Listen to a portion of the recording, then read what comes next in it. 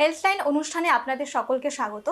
As per the report of 2022, almost 33,000 cardiac অ্যারেস্টে death cases report হয়েছে এবং দিনে দিনে কিন্তু কার্ডিয়াক অ্যারেস্টের সংখ্যা বা কেসেস আরও বাড়ছে।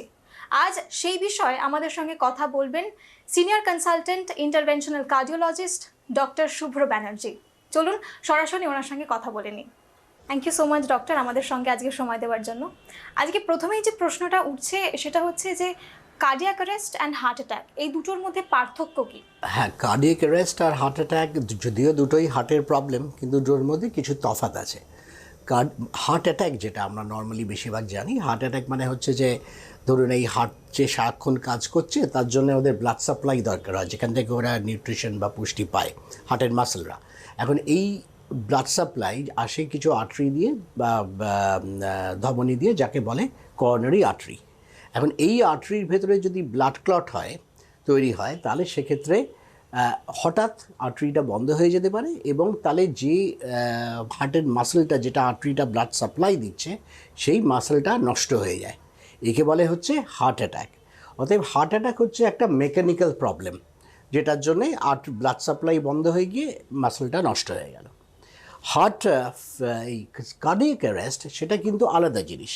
কার্ডিয়াক অ্যারেস্ট হচ্ছে যেখানে এটা হচ্ছে একটা ইলেকট্রিক্যাল প্রবলেম। এটা যদি মেকানিক্যাল প্রবলেম হয় হার্ট অ্যাটাক, তাহলে এটা ইলেকট্রিক্যাল প্রবলেম।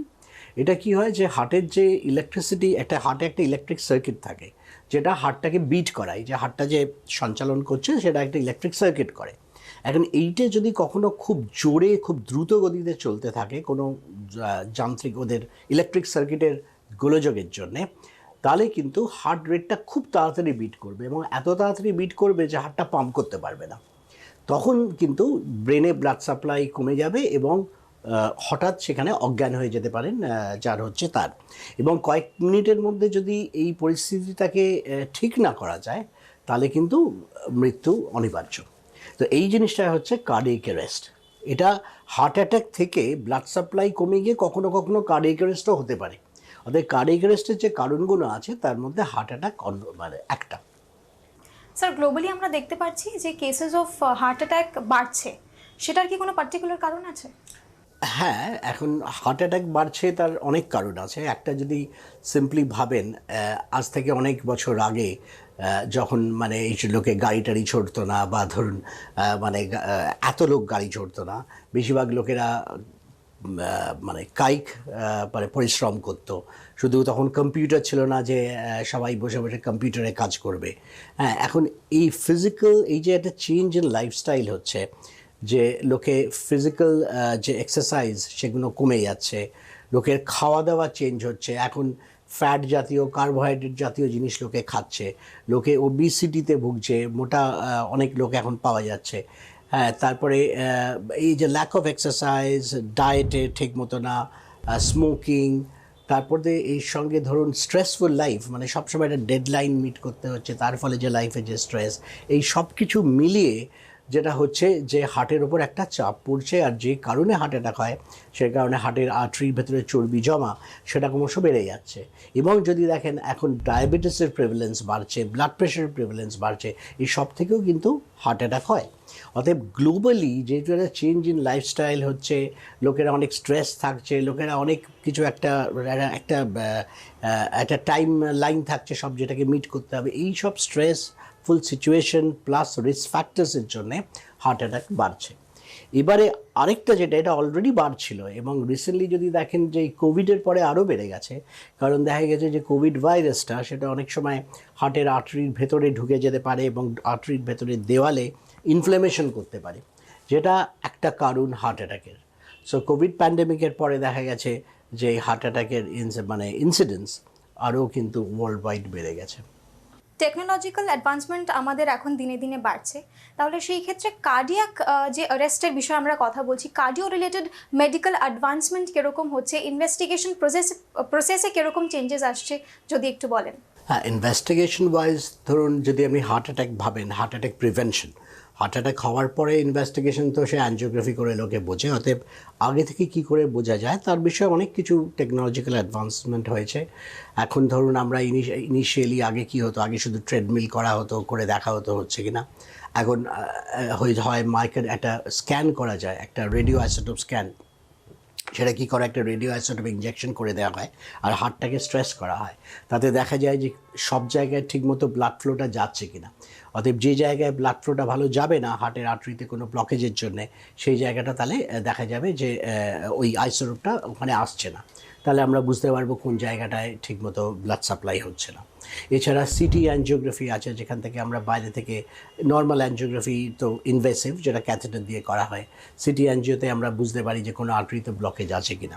হ্যাঁ, এছাড়াও আমরা অনেক সময় যখন একটা অ্যানজিওগ্রাফি করেছি, কেন, কোথায় ব্লকেজ হয়েছে, কতটা ইম্পর্টেন্ট, এগুলো দেখার জন্য আমাদের কিছু মেথডস আছে, যাকে এক বলে আইভাস, যেটা আলট্রাসাউন্ড দিয়ে ভেতরটা দেখা হয় হার্টের আর্টারির, বা আছে ওসিটি, যেখানে একটা লাইট সোর্স দিয়ে দেখা হয় বা হার্টের ভেতরে কোনো কোলেস্ট্রল ডিপোজিটস কোনো জমে আছে কিনা বা কোনোটা ফেটে গেছে কিনা দেখা হয়।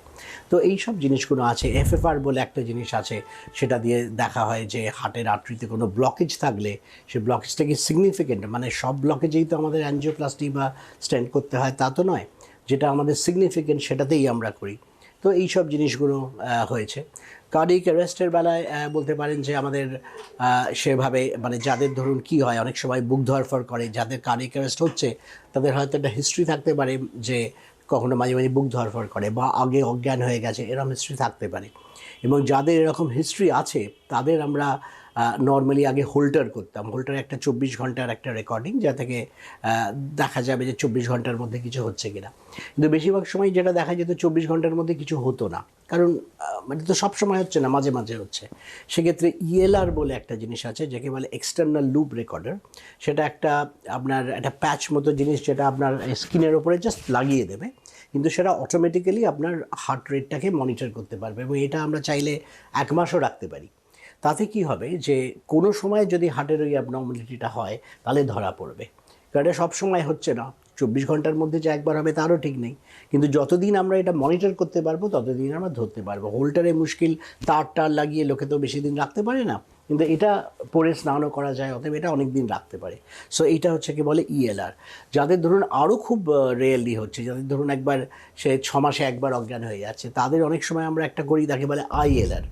একটা মাইক্রোচিপ জাস্ট ইনজেক্ট করে স্কিনের তলায় দিয়ে দেওয়া হয়, এবং সেটা রিড করে বাইরে থেকে আমরা বুঝতে পারবো হার্টের কী প্রবলেম হচ্ছে, মানে রেটের কোনো প্রবলেম, রিদিমের কোনো প্রবলেম হচ্ছে কিনা। হ্যাঁ, সেটা হচ্ছে আইএলআর। সেগুলো আমরা 3 বছর টানা রাখতে পারি। তো এই জিনিসগুলো অনেকগুলো ইনভেস্টিগেশনসের দিক থেকে দেখতে গেলে অনেক কিছু জিনিস এখন ডেভেলপ করেছে, আরও অনেক কিছু ডেভেলপ করছে, সেগুলো এখনও হয়তো আমাদের পুরোপুরি আমরা এই স্টেজে আনতে পারিনি, যে মানে এখনও তার প্র্যাকটিক্যালি নর্মাল ইউজ করাটা শুরু হয়নি, কিন্তু রিসার্চ লেভেলে আছে। স্যার, ট্রিটমেন্টের ক্ষেত্রে ইন্টারভেনশন যে প্রসেস রয়েছে সেইখানে মডার্নাইজেশন বা যে অ্যাডভান্সমেন্ট আসছে সেই সম্পর্কে যদি আমাদেরকে একটু বলেন। এটা দুটো ভাগে বলি। একটা হচ্ছে হার্ট অ্যাটাক। এখন হার্ট অ্যাটাক হলে এটা আমাদের এখন আগেও যা ছিল এখনও তাই আছে, সেটা হচ্ছে একটা সঙ্গে সঙ্গে নিয়েই আমাদের পেশেন্টকে অ্যানজিওগ্রাফি করে জায়গাটা লোকালাইজ করে অ্যানজিওপ্লাস্টি করে আমাদের এখানে স্টেন্ট বসাতে হবে। তবে এই স্টেন্টের মধ্যে এখন কিছু কিছু নতুন জিনিস হয়েছে, যেমন এখন এক ধরনের স্টেন্ট আছে যে স্টেন্টগুলো দেওয়ার পর আপনাদের ডিজলভ করে চলে যাবে কিছু মাস বাদে, ওদের স্টেন্টটা থাকবে না। সুবিধা হচ্ছে আর্টারিটা একদম নর্মাল আর্টারির মতো হয়ে যাবে। এছাড়াও এক ধরনের পাওয়া গেছে বেলুন, যে বেলুনের ওপরে ওষুধ দেওয়া থাকে।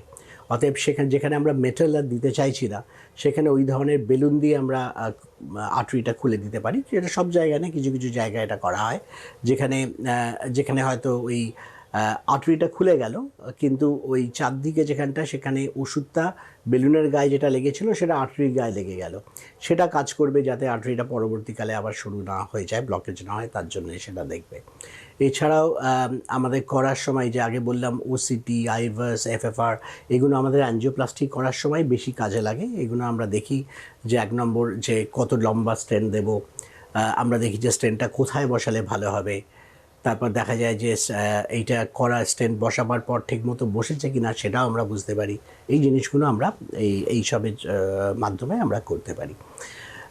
এবারে যদি আপনি কার্ডিয়াক অ্যারেস্টের বাসায় আসেন, দেখুন কার্ডিয়াক অ্যারেস্টটা হচ্ছে প্রিভেনশন হচ্ছে বেস্ট উপায়। কারণ যখন একবার কার্ডিয়াক অ্যারেস্ট হয়ে গেল তখন ট্রিটমেন্ট বলতে হচ্ছে যে তাকে শক দিয়ে সঙ্গে সঙ্গে নর্মাল জায়গায় ফিরে আসতে হবে। এখন হাসপাতালে থাকলে সঙ্গে সঙ্গে একটা ইলেকট্রিক শক দিয়ে কার্ডিওভার্সন করা সম্ভব, কিন্তু যদি বাড়িতে হয়, যদি রাস্তায় হয়, এটা বেশিরভাগ সময় সম্ভব হয় না। তাই জন্য out of hospital cardiac arrest যারা, তারা বেশিরভাগই তাদের বাঁচানো যায় না। যদিও এখন জানেন যে মানে অনেক উন্নত দেশে পাবলিক অ্যাক্সেস ডিফিব্রিলেটর হয়েছে, যেগুলো একটা ডিফিব্রিলেটর একটা থাকে, যেটা মানে যে ডিফিব্রিলেটর হচ্ছে যেটা দিয়ে অ্যাকচুয়ালি একটা মেশিন যেটা ইলেকট্রিক শক দিয়ে হার্টটাকে নর্মাল করে দেয়। এখন সেটা ডিফিব্রিলেটর কিছু কিছু পাবলিক জায়গায় রাখা আছে, আমাদের দেশেও কয়েকটা জায়গায় আছে। তাতে একটা ভয়েস প্রম্পট থাকে, অর্থাৎ হঠাৎ যদি কেউ রাস্তায় অজ্ঞান হয়ে যায় তাহলে একজন যে অপারেটর যে মোটামুটি জানে একটা এই কার্ডিয়াক অ্যারেস্টে কী করতে হয়, আমাদের বলে এগুলো BCLS ট্রেন্ড অপারেটরস, তারা কি করবে, তারা সঙ্গে সঙ্গে নিয়ে যদি ওটা বুকের ওপর দেয়, ইনফ্যাক্ট তাদের যদি ট্রেনিং নাও থাকে, এটা সাধারণ মানুষও করতে পারে, যদি বুকের ওপর দেয় তাহলে ওরা অলরেডি ওইটা ইসিজিটা নিজেরা রিড করে ওই ইকুইপমেন্টটা বলে দেবে কি করতে হবে, অর্থাৎ বলে দেবে যে শক দেবে না কি করবে, সব বলে দেবে, একটা ভয়েস প্রম্পট থাকে। অতএব যে কোনো লোকই অ্যাকচুয়ালি ওটাকে কাজ করতে পারে, এতে একটা মানুষ কিন্তু হঠাৎ বেঁচে যেতে পারে। তা না হলে নর্মালি করতে হবে পেশেন্টকে নিয়ে যেতে হবে হসপিটালে বা কোনো অ্যাম্বুলেন্স ডাকতে হবে, যেখানে ওই ডিফিব্রিলেটর আছে, তারা অ্যাম্বুলেন্স এসে প্যারামেডিক্সরা ঠিক করতে হবে। কিন্তু প্রবলেম যেটা হয়, অতটা টাইম অনেক সময় পাওয়া যায় না। অতএব প্রিভেনশন মোস্ট ইম্পর্টেন্ট। প্রিভেনশন মানে যাদের একবার এরকম কার্ডিয়াক অ্যারেস্ট হয়ে গেছে বা যাদের আমরা দেখছি কার্ডিয়াক অ্যারেস্ট হওয়ার চান্সেস খুব হাই, তাদের একটা আমরা আইসিডি বলে একটা যন্ত্র বসিয়ে দিই। এটা একটা পেসমেকারের মতো জিনিস, কিন্তু এর কাজটা হচ্ছে হার্টের রেটটা, রিদমটা ওরা মনিটর করে। যদি কখনো দেখে যে হার্ট রেটটা অ্যাবনর্মাল হয়ে গেছে, তাহলে সেই সময় কিন্তু ওরা নিজেরাই একটা শক দিয়ে হার্ট রেটটাকে নর্মালি ফিরিয়ে আনতে পারে। তো একে বলে আইসিডি। তো এটা হচ্ছে প্রিভেন্টিভ অ্যাসপেক্ট থেকে। এবং আইসিডি দরকার পড়লে এটা পেসমেকার সাপোর্টও দিতে পারে, যদি হঠাৎ হার্ট রেট কমে যায় সেটাকে ওরা পেস করতে পারে। তো এই হচ্ছে অ্যাকচুয়ালি সাডেন কার্ডিয়াক অ্যারেস্টের প্রিভেনশন অ্যান্ড ট্রিটমেন্ট। আর হার্ট অ্যাটাকের তো আমি ট্রিটমেন্ট বললাম। হার্ট অ্যাটাকের প্রিভেনশন অফকোর্স আমরা অনেকবারই অনেক জায়গায় লোকে বলেছে কী করতে হবে, ডায়েট, এক্সারসাইজ, ওয়েট যাতে না বাড়ে, যাদের রিস্ক ফ্যাক্টরস আছে যেমন ডায়াবেটিস, কোলেস্টেরল, ব্লাড প্রেশার, সেগুলোকে ঠিক রাখতে হবে। প্লাস মাঝে মাঝে একটা চেক আপ করিয়ে নিতে হবে, যাতে দেখতে পায় যে তার প্রেশার, কোলেস্টেরল, এইগুলো বছরে একবার করে নিয়মিত চেক আপ করা, একটা হেলথ চেক আপ করা, এইগুলো করে যেতে হবে। স্যার, হার্ট অ্যাটাকের ক্ষেত্রে গোল্ডেন আওয়ার একটা ভীষণ কমন টার্মিনোলজি, তো সেই ক্ষেত্রে আপনি যদি এই বিষয়টাকে আমাদেরকে একটু বুঝিয়ে বলেন যে গোল্ডেন আওয়ার বিষয়টা কী। ওকে, গোল্ডেন আওয়ারটা কী হয়, যখন একটা হার্ট অ্যাটাক হচ্ছে, যদি ভেবে দেখেন একটা, তার মানে কি একটা আর্টারিতে ব্লাড ক্লট তৈরি হয়ে আর্টারিটা বন্ধ হয়ে গেছে এবং আর্টারির যে জায়গাটায় সাপ্লাই দিচ্ছিল ব্লাডটা, সেই মাসেলগুলো, হার্ট মাসেলটা সাপ্লাই পাচ্ছে না, যার ফলে তারা যদি বেশিক্ষণ ধরে এই সাপ্লাই বন্ধ থাকে তাহলে মাসেলগুলো নষ্ট হয়ে যাবে। কিন্তু যদি সাপ্লাইটা তাড়াতাড়ি রেস্টোর করা যায় তাহলে মাসেলগুলো আবার নিজের ফাংশন ফিরে পাবে, নষ্ট হবে না। তো এই জন্য দেখা গেছে যে প্রথম ঘন্টার মধ্যে যদি আমরা আর্টারিটা খুলে দিতে পারি তাহলে 1 ঘন্টায় মাসেল খুব একটা নষ্ট হয়ই না প্রায়।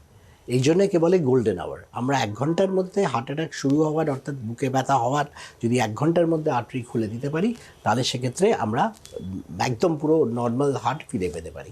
সেটা অনেক সময় সম্ভব হয় না আমাদের দেশে, এবং যার ফলে দেখা যায় ডিলেড হয়ে যাচ্ছে। ডিলেড হলেও এটা মানে তাও ধরুন 12 ঘন্টার মধ্যেও হলে আমরা কিছু মাসেলস বাঁচাতে পারি। এখন কি হয়, যত টাইম যায়, আমরা বলি টাইম ইজ মাসেল, যত টাইম যায় তত মাসেলটা নষ্ট হয়। যদি 1 ঘন্টার মধ্যে আপনি খুলে দিতে পারেন তাহলে প্রায় 100% বেঁচে যাবে। যদি আপনি সেটা 4 ঘন্টা খোলেন তাহলে হয়তো আরও খানিকটা চলে যাবে। যদি আপনি 12 ঘন্টার দেরিতে করেন তাহলে হয়তো প্রায় অলমোস্ট 100% হয়তো নষ্ট হয়ে যাবে। সো ফার্স্ট আওয়ার হচ্ছে গোল্ডেন আওয়ার, যাতে আমরা ওই সময় হার্ট অ্যাটাক যেটা ব্লকেজ হয়েছে ওটা যদি খুলে দিতে পারি। এই জন্যই আমরা বলি, যদি আপনার বুকে ব্যথা হয় এবং সেটা বুকে ব্যথা মানে এটা হার্ট অ্যাটাক হতে পারে, ব্যথাটা যদি দেখেন 20 মিনিট থেকে আধ ঘন্টার মধ্যে যাচ্ছে না, তাহলে আর সময় নষ্ট না করে বেস্ট হচ্ছে অ্যাম্বুলেন্স ডেকে হসপিটালে চলে আসা। এবং তাতে যদি প্রমাণিত হয় হসপিটালে আপনার হার্ট অ্যাটাক হচ্ছে, তাহলে সেক্ষেত্রে যাতে সঙ্গে সঙ্গে অ্যাঞ্জিওগ্রাফি করে, অ্যাঞ্জিওপ্লাস্টি করে আর্টারিটা খুলে দেওয়া যেতে পারে। এটাই আমি বলবো মোস্ট ইম্পর্টেন্ট মেসেজ। স্যার, সাধারণ মানুষ কিভাবে হার্ট অ্যাটাক প্রিভেন্ট করতে পারে, সেই ক্ষেত্রে ডায়েট এবং লাইফস্টাইলে কীরকম চেঞ্জেস আসলে তারা এটাকে প্রিভেন্ট করতে পারে, যদি একটু সাজেশন দেন। ওকে, দেখুন, এটা হচ্ছে যেটা আগে ডায়েটটা বলি, ডায়েটটা আমরা বলি একটা ব্যালেন্স ডায়েট সবাইকার খাওয়া উচিত। আমি বলছি এটা যাদের ধরুন কোনো প্রবলেম নেই, যাদের হয়তো হার্টের প্রবলেম নেই, ডায়াবেটিস নেই, ব্লাড প্রেশার নেই, এখন যাদের এগুলো আছে তারা একটু চেঞ্জ হয়তো করতে হবে, আমি সাধারণ মানুষের জন্য বলছি। এখন ব্যালেন্স ডায়েট মানে কি, একটা সার্টেন পার্সেন্টেজ আসতে হবে কার্বোহাইড্রেট থেকে, সার্টেন একটা প্রোটিন থেকে, আর একটা সার্টেন পার্সেন্টেজ ফ্রম ফ্যাট। এখন এটা তো সম্ভব না আপনার পক্ষে বোঝা যে কোনটা কতটা কি আছে। আমরা নর্মালি কি বলি যে কিছু জিনিসগুলোকে আপনি মানে যেমন ধরুন কার্বোহাইড্রেট খাওয়াটা আপনার আগে বলা হতো, আমাদের কি হয়, আমাদের যদি নর্মাল খাওয়াটা দেখেন, আমাদের কার্বোহাইড্রেট স্পেশালি ইন্ডিয়ানসদের হচ্ছে ম্যাক্সিমাম প্রায় 70% 80% হচ্ছে কার্বোহাইড্রেট। হ্যাঁ, আমরা কিন্তু আর ফ্যাট আর প্রোটিন এদের দাম বেশি, সাধারণ লোকেরা কিন্তু এগুলো কম খায়। কিন্তু অ্যাকচুয়ালি দেখা গেছে কার্বোহাইড্রেট কিন্তু একটা খুব ভালো জিনিস নয়। যদিও কার্বোহাইড্রেট আমাদের এনার্জি দেয়, অতএব কার্বোহাইড্রেট কিন্তু একটু কমই খেতে হবে, রাদার একটু ফ্যাট বা একটু প্রোটিন আমাদের একটু বাড়াতে হবে। তো এবারে কী জিনিসগুলো খাবেন আর কোনগুলো খাবেন না। এখন প্রথম আপনাকে বলি কটা জিনিস চেষ্টা করবেন অ্যাভয়েড করতে। একটা হচ্ছে নুনটা ভালো জিনিস নয়, ব্লাড প্রেশার বাড়ায়, নুনটাকে কম খাবেন। মিষ্টি, চিনি, এই দুটো খুব খারাপ। মিষ্টি চিনিতে এখন দেখা যাচ্ছে এটা মানে ফ্যাটি খাবার আমরা যেরকম বারণ করি, আমরা যেমন সিগারেট খেতে বারণ করি, তেমনি মিষ্টি চিনি জিনিসটাও কিন্তু একদম ভালো নয়। এটাকেও যত কম খাবেন তত ভালো। এবারে ধরুন এক একটা করে কার্বোহাইড্রেট ফুড কী খাবেন। এখন অনেকই কার্বোহাইড্রেট, ভাত কার্বোহাইড্রেট, আপনার রুটি কার্বোহাইড্রেট, আপনার পাউরুটি কার্বোহাইড্রেট, কিন্তু আপনি কি খাবেন। এখন কার্বোহাইড্রেট দেখুন, ভাত খান, রুটি খান, যাই খান, সেটাকে খুব বেশি খাবেন না। রাদার শাক সবজি, মানে ভেজিটেবলস যেগুলো, বা ধরুন ফ্রুটস, এগুলোর যে কার্বোহাইড্রেটগুলো আছে এগুলো কিন্তু বেটার। অতএব চেষ্টা করবেন ভাতটা কম খেতে, কিন্তু কার্বোহাইড্রেট মানে ফ্রুটস, ভেজিটেবলস এইগুলোকে বেশি খেতে। তারপরে হচ্ছে যে রিফাইন্ড কার্বোহাইড্রেট, যেটা বললাম চিনিতে থাকে বা মিষ্টিতে থাকে, মানে গ্লুকোজ জাতীয় জিনিস, এগুলো কিন্তু ভালো নয়। তার থেকে যেগুলো কমপ্লেক্স কার্বোহাইড্রেট, স্টার্চ, যেগুলো এই ধরুন আপনার ফ্রুটস ভেজিটেবলসে যেগুলো থাকে, সেগুলো কিন্তু বেটার। হ্যাঁ, অতএব সেইভাবে একটা খেয়াল রাখতে হবে। এবারে প্রোটিনে কিন্তু আপনি, প্রোটিনটা খুবই ভালো জিনিস। আপনার লোকে ভাবে ডিমটা খারাপ, ডিমে কোলেস্ট্রল, না, এটা তা নয়, ডিমে খুব ভালো প্রোটিন আছে। অতএব ডিম, মাছ এইগুলো কিন্তু খারাপ জিনিস না। চিকেনটাও খেতে পারেন, কিন্তু রেড মিটটাকে বলবো বেশি না খেতে, কারণ রেড মিটে একটা জিনিস আছে যেটা আবার অন্য খারাপ জিনিস, মানে সেটা ইন্টেস্টিনে ব্যাকটেরিয়ার সঙ্গে যখন রিয়াকশন হয় কিছু বডিতে খারাপ রেজাল্টস করতে পারে। অতএব সেই জন্য রেড মিটটা আমি সেরকমভাবে খেতে বারণ করব। তাছাড়াও প্রসেসড মিট যেগুলো আছে, যেগুলো বাজারে পাওয়া যায়, সালামি বা এরকম অলরেডি প্রিপেয়ার্ড যেগুলো, সেগুলো ভালো জিনিস না, কারণ প্রসেসড মিটে ট্রান্স ফ্যাট থাকে, কারণ ট্রান্স ফ্যাটটা দেওয়া হয় প্রিজারভেটিভ হিসেবে। অতএব ওই প্রসেসড মিটগুলো অ্যাভয়েড করা ভালো। তারপরে হচ্ছে যে আপনি যদি এতে আসেন, মানে ফ্যাটে আসেন, ফ্যাটে আগে বলা হতো যে ফ্যাট মানে স্যাচুরেট ফ্যাট খুব খারাপ, অ্যাভয়েড করতে হবে, যেমন ঘি। এখন দেখা যাচ্ছে স্যাচুরেট ফ্যাট একদম খারাপ তা নয়। অতএব ঘি যদি অল্প একটু কেউ খায় মাঝে সাঝে, যদি বাড়ির তৈরি ঘি হয়, তাহলে কিন্তু সেটা ক্ষতি নাই। কেন বাড়ির তৈরি ঘি বলছি, কারণ অন্য সময় ঘি তৈরি করতে গিয়ে তারা যাতে ঘিটা থাকে অনেক প্রিজারভেটিভ ইউজ করে, যেগুলো কিন্তু হার্টের পক্ষে ভালো নয়। অতএব বাড়ির তৈরি ঘি হয়তো খারাপ না, তবে হ্যাঁ, তেল ভাজা এই জিনিসটা খারাপ। যতটা সম্ভব ফ্রাইড জিনিস অ্যাভয়েড করবেন, ভাজা জিনিসটা অ্যাভয়েড করবেন। বাটারটা ভালো জিনিস নয়, কারণ এগুলো কি হয়, এগুলো ফ্যাটগুলোকে যাতে থাকে বেশি দিন, তাই জন্য ওরা হাইড্রোজেনেট করা হয়, এবং হাইড্রোজেনেট করা হলে সেটার টেক্সচারটাও চেঞ্জ হয়, আর অ্যাট দ্য সেম টাইম ওতে যে প্রোডাক্টটা হয়, হাইড্রোকার্বন যেগুলো সব তৈরি হয়, সেগুলো হার্টের পক্ষে ভালো না। তো বাট আদারওয়াইজ এমনিতে পলি আনস্যাচুরেট ফ্যাটি অ্যাসিডস বা মোনো আনস্যাচুরেট ফ্যাটি অ্যাসিডসগুলো ভালো। অতএব আপনি এমন তেল রান্নায় দেবেন ধরুন যেখানে এই আনস্যাচুরেট ফ্যাটি অ্যাসিডসগুলো বেশি আছে, সেরকম রান্নার তেল একটা ইউজ করবেন। আরেকটা হচ্ছে কীভাবে খাচ্ছেন সেটাও ইম্পর্টেন্ট। আপনি ধরুন একটা চিকেনকে আপনি সেটাকে বেক করে খাচ্ছেন, তাহলে সেটা খুব ভালো, বেক করে খেলে অসুবিধা নেই। তো একই জিনিস আপনি যদি ফ্রাইড খান বা তেল দিয়ে খুব একটা গড়গড়ে করে খান, তাহলে কিন্তু খারাপ জিনিসটা আপনার শরীরে ঢুকলো। অতএব কী করে প্রিপেয়ার করছেন সেটাও কিন্তু ইকুয়ালি ইম্পর্ট্যান্ট। এই বলবো। এছাড়া হচ্ছে যে ডাল, নাটস, এইগুলো ভালো জিনিস শরীরের পক্ষে, এইগুলো খাওয়া উচিত। সো এইগুলোই মোটামুটি, কোনো খাবেন, কোনো খাবেন না। আর এক্সারসাইজ আমি বলবো সবাইকার রোজই অন্তত করা উচিত। আমি সব সম্ভব হলে সপ্তাহে 6 দিন তো করবেনই, সম্ভব হলে 7 দিনও করতে পারেন, অসুবিধে নেই। রোজ অন্তত আধ ঘন্টা করে এক্সারসাইজ করা উচিত। আর এক্সারসাইজ বলতে কী করবেন সেটা ডিপেন্ড করছে আপনার বয়স, আপনি কতটা লেভেল অফ অ্যাক্টিভিটিতে অ্যাকাস্টমড আছেন, আপনার কোনো অ্যাসোসিয়েটেড অন্য প্রবলেমস আছে কিনা, আর্থ্রাইটিস বা কিছু আছে কিনা। অর্থাৎ একটা ইয়াং ছেলে ধরুন 24 বছরের, সে যা এক্সারসাইজে সে কী করবে, সে তো আর হাঁটবে না, সে হয়তো ফুটবল খেলবে বা সাঁতার কাটবে। আর যে হয়তো একটা 70 বছরের প্রথম করছে, সে নিশ্চয়ই ফুটবল খেলবে না, তাকে আমরা বলবো হাঁটা দিয়ে শুরু করুন। সেইভাবেই করা, একটু ব্রিস্ক করতে হবে। ওয়াকিং যদি হাঁটেন, যদি ব্রিস্ক ওয়াকিং, মানে একদম আস্তে আস্তে না, একটু তাড়াতাড়ি হাঁটতে, যাতে বাইরে ঠান্ডা থাকলেও আপনি একটু ঘামছেন, আপনার পালসটা একটু র্যাপিড হচ্ছে। হ্যাঁ, আপনি যাতে হাঁটতে হাঁটতে কারোর সঙ্গে একটু কথা অন্তত বলতে পারেন, সেরকম করা। যদি একদম কথা বলতে না পারেন, হাঁপিয়ে যাচ্ছেন, তার মানে খুব জোরে হাঁটছেন, একটু আস্তে করতে হবে। তো এইগুলোই আমি বলবো যে করা। কোন সময় হাঁটছেন সেটা বড় কথা নয়, সারাদিনে আধ ঘন্টা হাঁটুন, সেটা সকালেই হোক সন্ধ্যেই হোক, অন্তত হাঁটুন, তাহলেও হবে। Thank you so much sir, thank you so much for your time. Thank you. আপনাদেরও অনেক অনেক ধন্যবাদ আমাদের সঙ্গে আজকের এই অনুষ্ঠানে থাকার জন্য। দেখা হবে আবার আগামী পর্বে। আজকের জন্য এই পর্যন্তই। নমস্কার।